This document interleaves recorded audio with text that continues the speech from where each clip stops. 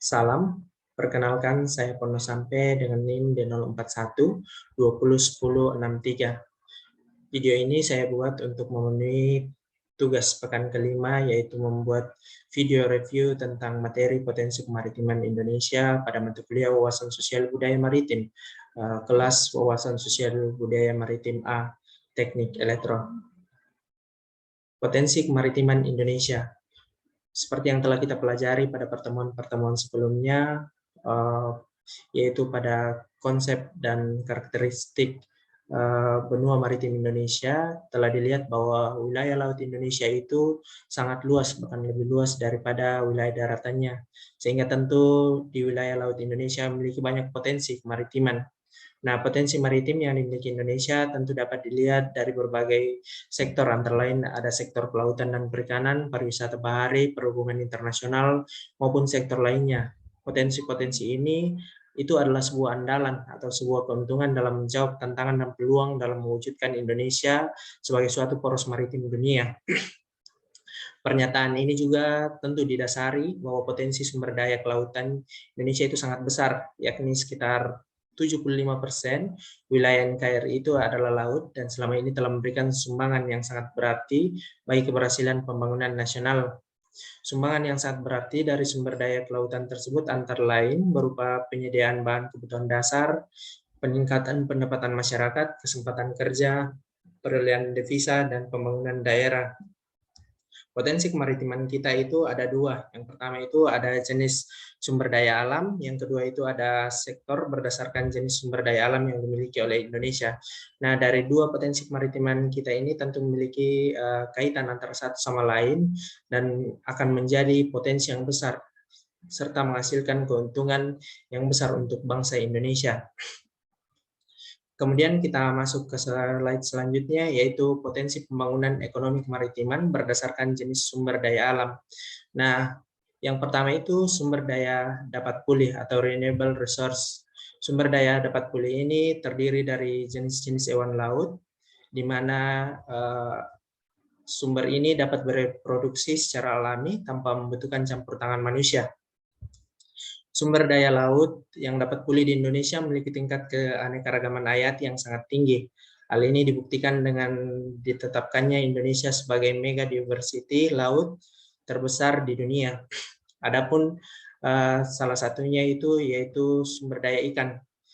Di Indonesia itu terdiri dari banyak ikan, diantaranya itu ada ikan pelagis besar maupun kecil, ikan demersal, udang dan krustasea, ikan hias, dan ikan kering. Nah, diperkirakan ada sekitar kurang lebih 7.000 jenis ikan yang terkandung dalam perairan pesisir dan laut dalam di lautan Indonesia.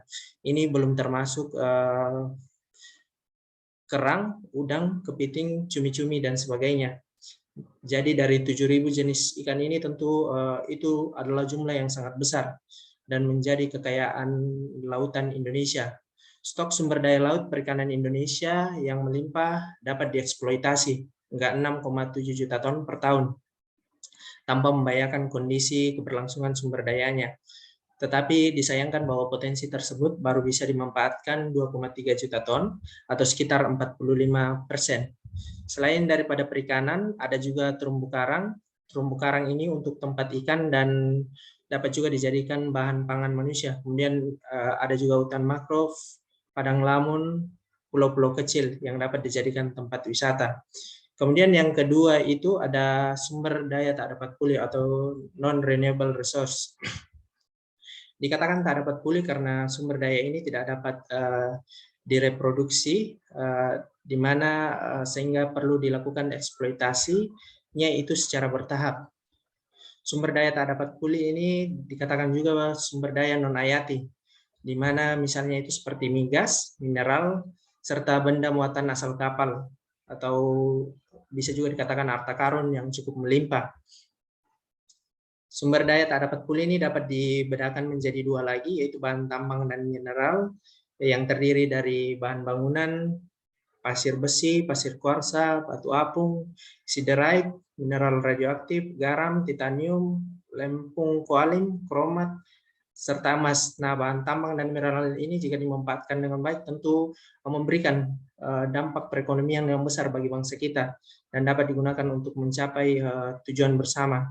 Kemudian dari sumber daya tak dapat pulih ini juga yang kedua itu ada minyak dan gas bumi. Seperti diketahui bahwa minyak dan gas bumi di Indonesia itu ada juga terdapat di beberapa titik di mana minyak dan gas bumi ini dapat dimanfaatkan sebagai energi bahan bakar maupun energi listrik. Kemudian daripada potensi pembangunan berdasarkan jenis sumber daya alamnya ini, yang ketiga itu ada energi kelautan.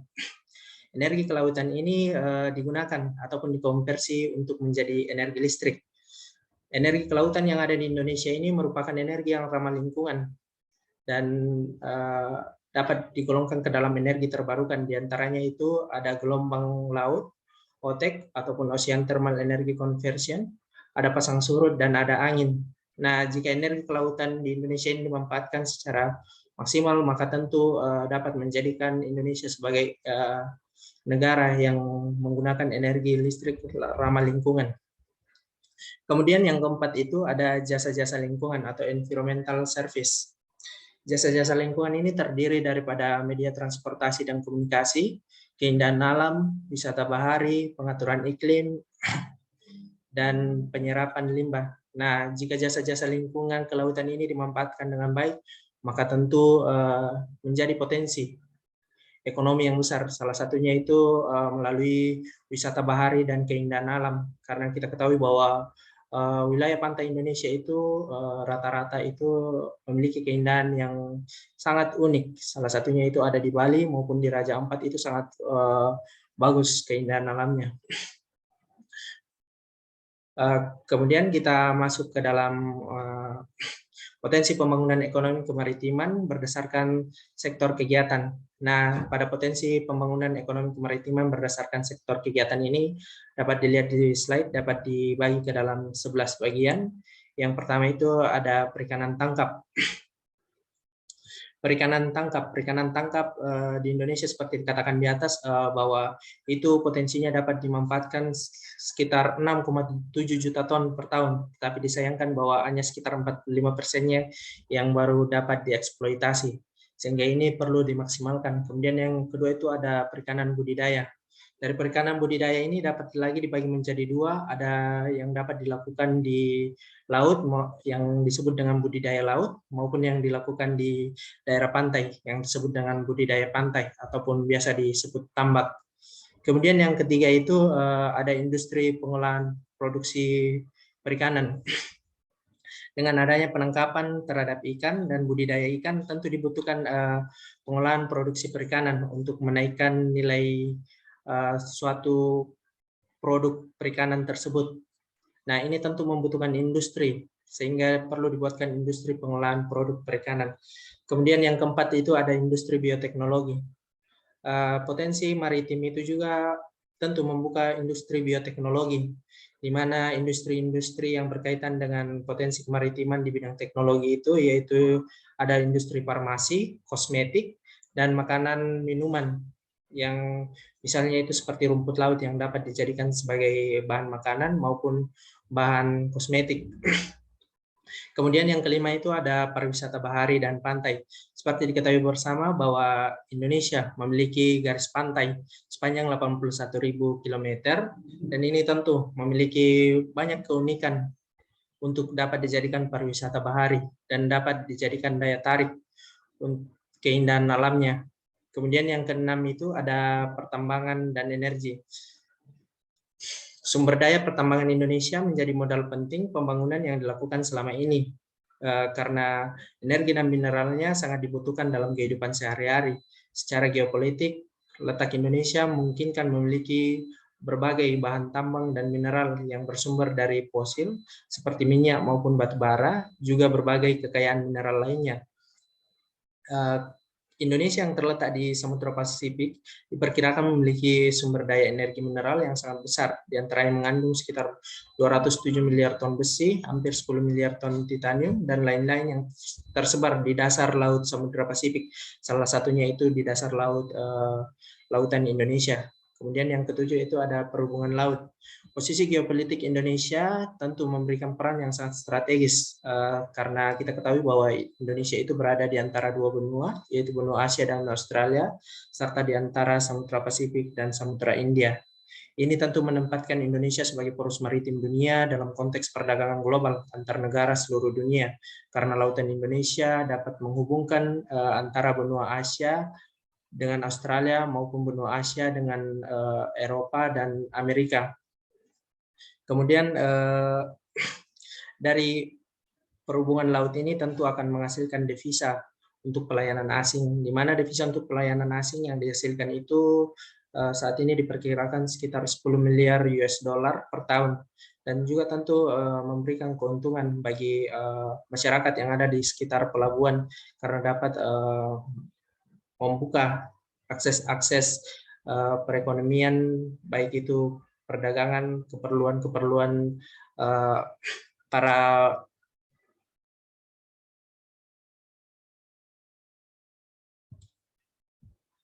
Kemudian yang kedelapan ada industri kapal.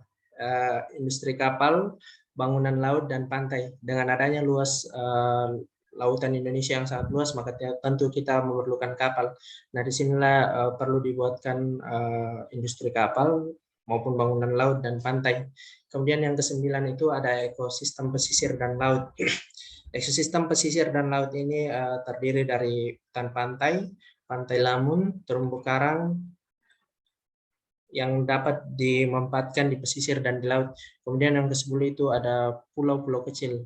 Pulau-pulau kecil ini dapat berperan sebagai tempat mendirikan pertahanan, industri perikanan, maupun dapat dijadikan sebagai tempat pariwisata. Yang ke-11 itu benda-benda berharga.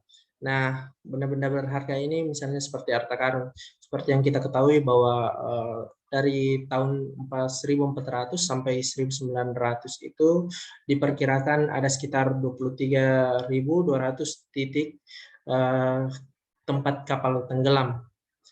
Ini tentu menjadi suatu potensi besar bagi bangsa Indonesia. Kemudian kita masuk ke dalam slide kedua terakhir, yaitu dengan kita telah mempelajari tentang karakteristik wilayah Indonesia ataupun geografik benua maritim Indonesia serta potensi sumber daya laut, diharapkan kita semua menumbuhkan rasa dan sikap cinta terhadap tanah air Indonesia, bangga dengan segenap potensi sumber daya kelautan yang ada di dalamnya, serta ingin terlibat dalam pembangunan kemaritiman Indonesia untuk mewujudkan wilayah Indonesia yang makmur. Di bagian bawah ada daftar pustaka. Daftar pustaka yang menjadi referensi saya untuk mengembangkan video ini yaitu dari Ari Wibowo, Eka Prabawa, dan Endun Sugiarto yang berjudul Manajemen Strategi Pengelolaan Sumber Daya Maritim di Indonesia yang diterbitkan oleh Jurnal Kebijakan Jurnal Ilmu Administrasi pada tahun 2021. Jadi itu saja video ini saya buat, kurang dan lebihnya mohon dimaafkan.